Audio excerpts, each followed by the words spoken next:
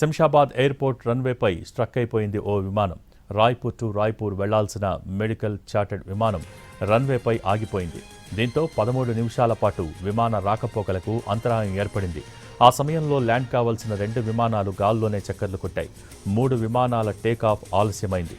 Struck అయిన విమానాన్ని రన్వేపై నుంచి పక్కకు తీసుకొచ్చారు. దీంతో విమాన రాకపోకలు యథాతథంగా కొనసాగుతున్నాయి.